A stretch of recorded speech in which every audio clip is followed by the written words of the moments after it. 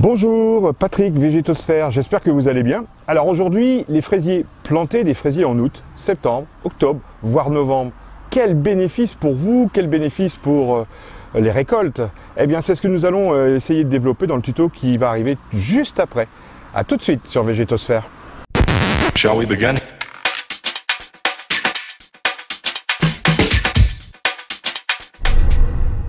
Planter des fraisiers en automne, c'est pas forcément une évidence. Planter des petits fruits rouges en automne, c'est pas forcément une évidence. Et pourtant, nous avons tout à y gagner. Les petits fruits rouges, mûres, cassis, framboises, groseilles, on peut aussi parler de la fraise en l'occurrence et du fraisier en particulier. Eh bien, si vous les plantez en automne, c'est que du bonheur. Vous allez gagner en précocité pour les récoltes. Vous allez avoir un enracinement qui va être très performant. Vous allez avoir des végétaux qui vont être bien installés et prêts à fructifier tout doucement, mais certainement au printemps prochain ou en été prochain. Donc vous aurez de toute façon des fruits et bien plus que si vous les plantiez au printemps. Ça, c'est une évidence. Et pour ce qui est des plantations d'automne, sachez que l'hiver n'est pas un problème, bien au contraire, les végétaux poussent en silence. C'est le repos, mais ça pousse et les racines font leur travail. En ce qui concerne les plantations de printemps, ce que tout le monde pratique, 90% des jardiniers souhaitent planter des fraisiers ou des petits fruits au printemps, eh bien, moi je considère que c'est un peu une hérésie, mais bon, c'est comme ça. C'est une hérésie quand même parce que quand vous plantez au printemps, le problème c'est bien l'été et ses chaleurs caniculaires et ses manques d'eau et ses restrictions d'arrosage. Donc les plantations d'automne sont d'une sérénité absolue. C'est cela dont on va essayer de vous convaincre ici pendant cette petite vidéo sur les fraisiers. Là, on va vraiment s'attacher aux fraisiers.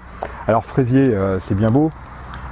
C'est une petite plante qui est originaire du Chili, de la partie tempérée du Chili. En latin, on l'appelle Fragaria speciosa. Sa famille, c'est les rosacées. C'est une culture relativement facile. C'est une plante vivace qui peut vivre très longtemps. D'ailleurs, on trouve un fraisier dans les forêts qu'on appelle la fraise des bois. On va s'y attarder tout à l'heure parce qu'il va falloir parler de quelques problèmes de santé animale et santé humaine par rapport à la fraise des bois.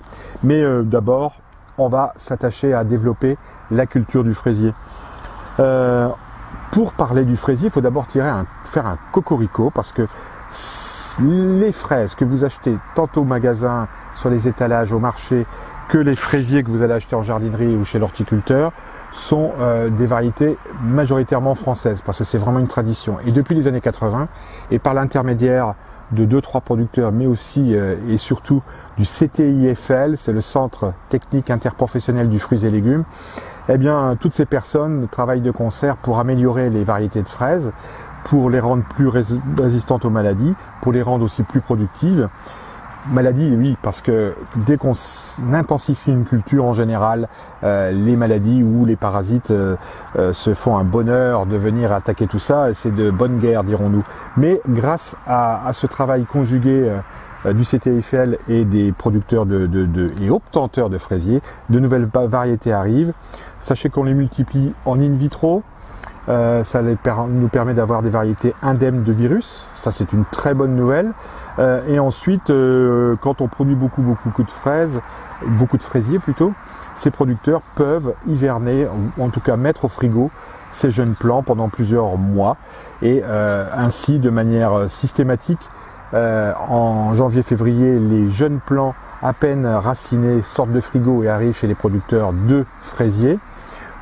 Et ça recommence encore en juillet-août pour l'arrivée sur le marché des jeunes plants de fraisiers piqués dans les jardineries vers août, septembre, octobre. Alors, plantation d'automne, vous avez bien compris, on ne remet pas en question, mais quel que soit le moment où vous allez planter vos fraisiers, il est nécessaire, quand on travaille en jardin, de bêcher profondément ce jardin, d'y enfouir du fumier, parce que le fraisier est une culture très gourmande. D'ailleurs, on vous invite à mettre un engrais bio. Personnellement, je mets un engrais bio fraisier. Voici la photo. On va essayer de privilégier une culture exposée au soleil. Tous les fruits en demanderont du soleil. Si vous voulez de la fleur, du fruit et du sucre dans ce fruit, eh bien, il va falloir le mettre plutôt au soleil. Évidemment, on va prendre soin d'arroser. Si c'est trop exposé au soleil pendant les étés caniculaires, comme on en connaît là depuis quelques années, on prendra soin d'arroser. Dans la description du fruit, il faut quand même s'attarder sur quelque chose d'assez, c'est pas anecdotique, hein, mais la fraise est un faux fruit. Quand vous croquez une fraise, les fruits sont en fait ces petits akènes périphériques qui sont noirs et qui craquent sous la dent. La fraise en tant que telle est un faux fruit, c'est juste pour information.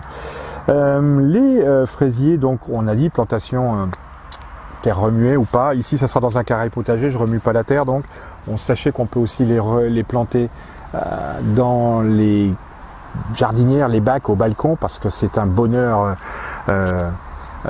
incroyable pour les enfants que de planter leurs fraises, que de suivre l'évolution, la floraison, la fructification et de les récolter, de les manger. Ça, c'est un bonheur infini. C'est valable pour tout le monde. D'ailleurs, il n'y a rien de meilleur que ce que vous planterez dans votre jardin, que vous verrez pousser et que vous allez finir par déguster. C'est le bonheur absolu. C'est la gourmandise au jardin. Et en plus, la fraise porte bien le mot gourmandise. Alors, on en est arrivé à la plantation et il y a deux choses qu'il faut voir. Enfin, une chose et deux possibilités, c'est le paillage. Alors, le paillage est nécessaire, me semble-t-il, pour les fraisiers. Alors, première technique, le paillage plastique noir, c'est quelque chose qu'on a toujours proposé. Ça fait 30 ans que je suis dans le métier, ça fait à peu près 30 ans que je vends de la bâche noire. C'est une bâche en plastique qu'on pose littéralement sur un terrain remué.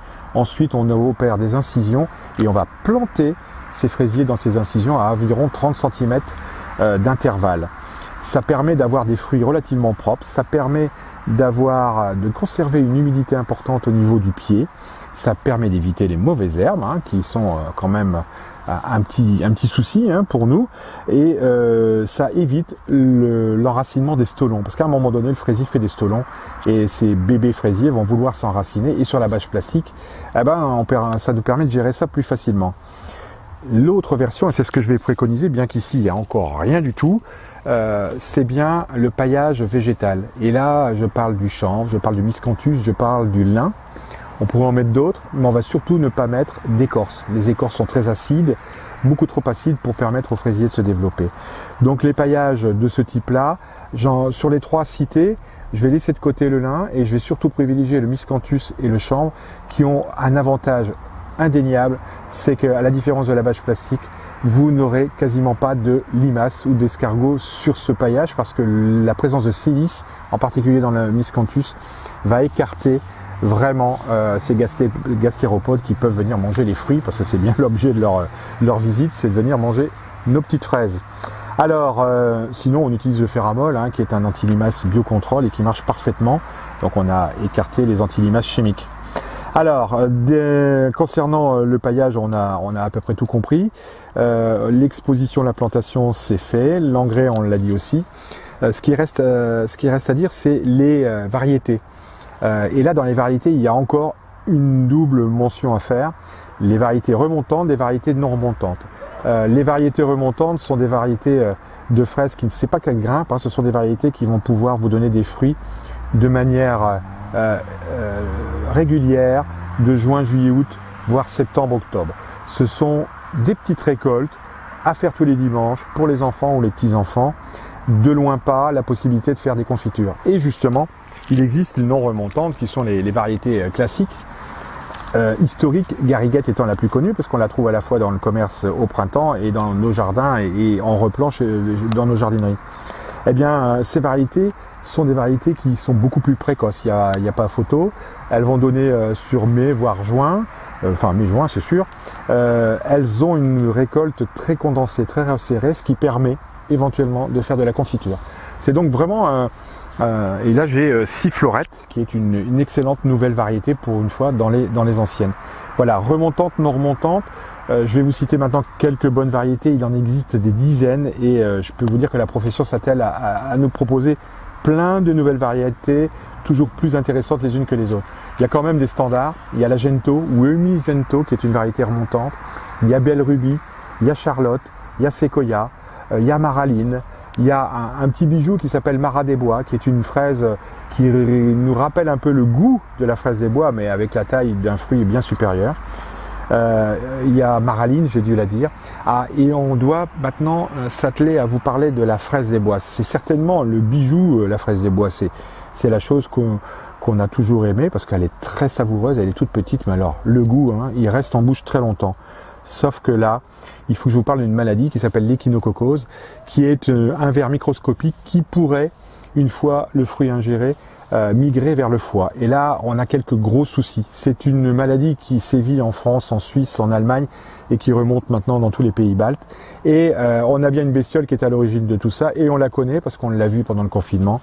C'est le renard. Le renard, quand il fait ses petits besoins, il va un peu partout dans les forêts et quand il va déposer ça sur une fraise des bois, donc en forêt, en limite de forêt, malheureusement, c'est un fruit qui va être infesté par ces petits vers que vous pourriez manger.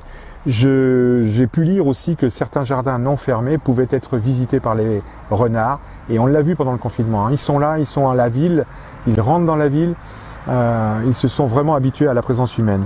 Faites un petit pouce bleu sur notre chaîne, vous n'hésitez pas à vous abonner et à commenter. On a plein de choses à partager avec Végétosphère et on débute. Je vous souhaite une belle journée, à très bientôt, au revoir. Shall we begin?